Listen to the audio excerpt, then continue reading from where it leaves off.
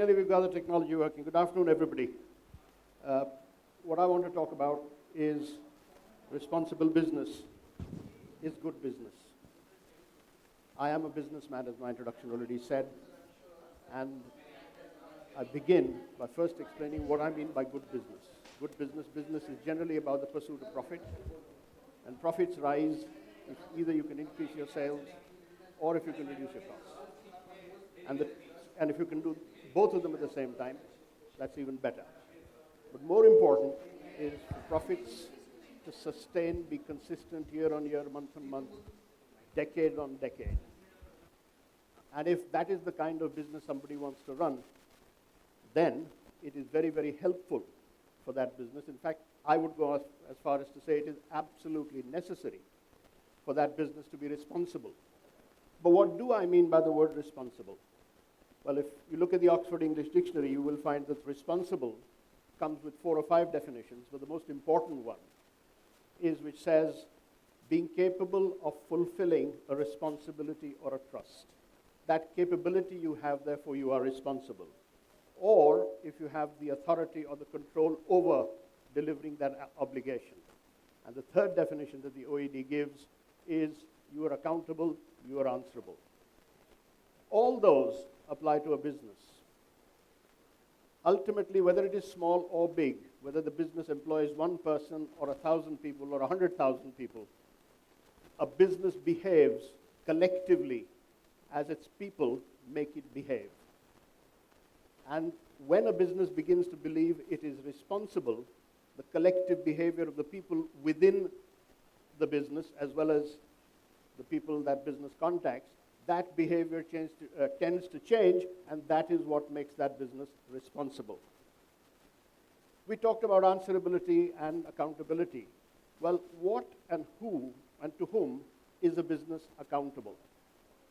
When things go badly wrong, if you have a Bhopal gas tragedy or if you have a Kingfisher airline collapse, then government tends to step in and hold the business accountable.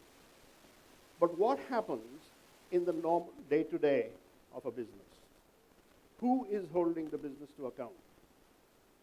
Well, the short answer is all the stakeholders, all the people that the business, that have an interest in the business or the business has an interest in. And the usual list of stakeholders is customers, employees, suppliers, banks, government, community, environment, shareholders. But if you think about it, on a day-to-day basis, these people are not holding the business to account. The business must hold itself to account and be accountable and responsible for these various stakeholders. And if it does that, you get good business. Now let me drive this point home by a few examples. The simplest way for a business to continue its sales and reduce its costs is to have the same customer coming back to it day in, day out. There is a famous panwala in Udaipur called Bansi Panwala. Those from Udaipur will probably know. He is a landmark. He has existed in that same area since I was a schoolboy. And he is a business that has endured for 50 years. If you go to him after 10 years, he will recognize you and he knows what pan you like. He has a spate of customers who will only go to him for their pan. He's not out there advertising his business. He has no advertising costs. He has no sales or marketing costs. Customers keep coming back to him. Purely because A, of the quality of pan he produces, and B, of that smiling customer service, which he, and now his progeny, I guess, has been delivering for the last 55 years. If you can keep customers coming back, that's the cheapest thing for a business. And that is probably why Bansi Panwala endures. There is a famous internet company. It started in the 90s. It is a very successful company today. It survived the 2003-2002 dot-com crash. It has a peculiar way of bringing customers to the center stage. Every meeting room in that company's offices has an empty chair, and every meeting has that empty chair, and that chair represents the customer. All managers, whoever it is who's joining that meeting, always remember the customer sitting here. Will I be saying this in the presence of the customer? No, I wouldn't. I'd say it as if the customer was here. And that changes behavior within the company to keep bringing customers back. And for an internet company to endure for something like 20 odd years that this company has endured, it's only because of that, and they are profitable. I know of a company a number of Japanese companies fall in this category, who say whatever we produce doesn't have any defects. 0 defects is a way of life. Many people think producing 0 defects is actually a very expensive thing to do. It costs money to build quality into your products. The reality is that the pursuit for 0 defect actually reduces your costs. First and foremost, your customer is happy. Second, he gets no rejections or defects, and therefore his costs come down. And when his costs come down, he continues to buy from you. Therefore, it's increased sales.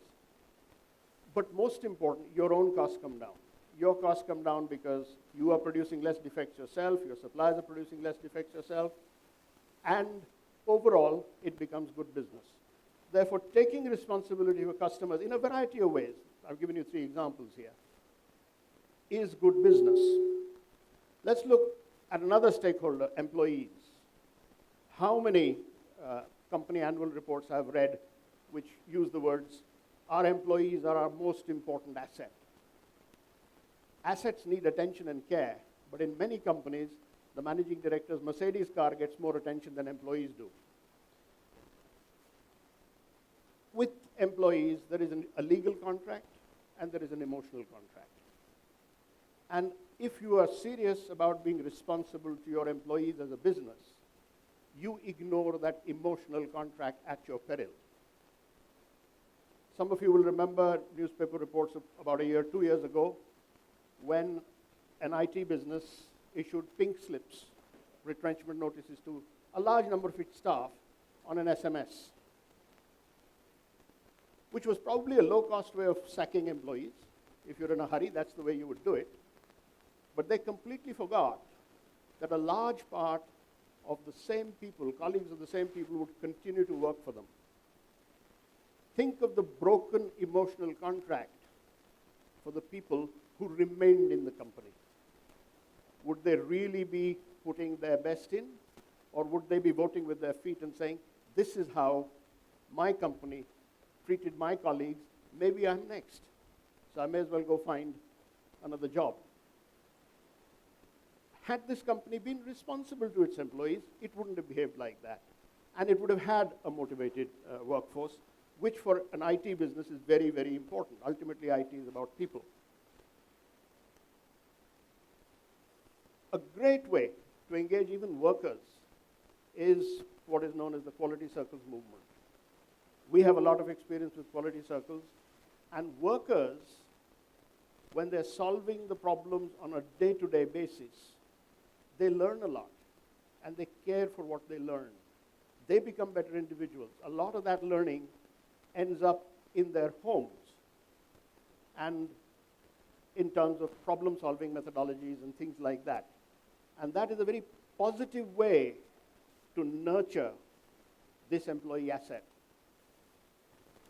So the right moves, taking responsibility for the people, for their growth, for their development, for their learning, and keeping in mind they're human beings and there is an emotional contract, is good business.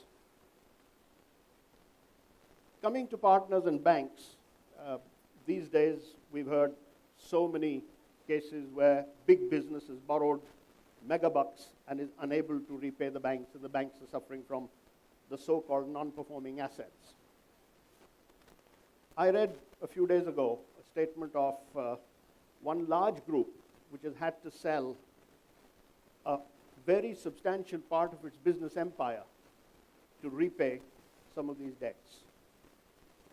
And the managing director's statement was, well, we borrowed this money in 2005 and 2008, and everybody was chasing growth, and things happened, and our loans went bad. We couldn't repay them. Well, there you go. You started with a business which was doing well. It is not as profitable anymore. It is bad business. in order to just survive, it has had to sell a part of its own empire. And the managing director says, well, I just followed the trend. Why blame me if the assets, if I couldn't repay the loans? I don't think that is responsible behavior. A responsible business, before it borrows, thinks long and hard, in good times and in bad, will I be able to repay this loan? And if they can, only then will they borrow. So, being responsible, that business has lost a lot of money and will continue to do so if it continues to behave in such irresponsible ways. And lastly, let me give you a couple of examples of being responsible to the community and to the environment. Supermarkets in the UK, over the last 10 years, have driven a serious reduction in the quantity of waste that they throw away. And that waste mostly comes from packaging. So they work very hard to reduce packaging waste. Well, what did they find? Eliminate plastic, make the packaging recyclable, reduce the kilograms of packaging per kilo of product. But what they found was, A, they were reducing waste, but at the same time, their costs were coming down. So when your costs come down, it is good business. I was in conversation with the managing director of a leading IT company, and this IT company for the last 12 years or so has been running a community volunteering program. Employees go out and perform voluntary service, either teach in a slum school or go clean some streets or work with handicapped people or blind people, whatever it is that they choose to do. The company allows employees to participate in this voluntary activity. Over the last 12 years, he said, the percentage of people volunteering has gone up from something like 5 to something like 45%. More and more people are volunteering from within his company. Now, one of the big issues with IT companies is attrition. Staff join them, staff leave them. And every time somebody leaves, you've got the extra costs of hiring a replacement, training them, bringing them up to speed, and so on. So attrition is a big cost to the IT industry. And what he said was two interesting things. One, he said, my attrition rates are half those of the industry. So in the industry at that time, the IT industry at that time was something of the order of 18 to 20% per year, and he was something like 9 or 10%. But he said, amongst the people who volunteer, my attrition rates are 4%. So here was a company which was doing community service. This is before the CSR Act came in, allowing its employees time. They were working, volunteering on company time, allowing its employees the time, but it was reaping big-time business benefits. So being responsible for the community was good business for this IT company. So, but this is all about big business. What about us, you and I? We may or may not be in a business. We may or may not be running a business. We may just be employees. We may be self-employed. How does this good business thing extend to all of us? Well, think of your stakeholders. As an individual, my stakeholders could be my family, my parents, my wife, my children, my friends, my community, my environment. And can I think of how my behavior can impact that stakeholder, or individually or collectively? And if I can, then I may as well become responsible for that stakeholder. And in the context of the individual, I would say being responsible is a good life. Thank you.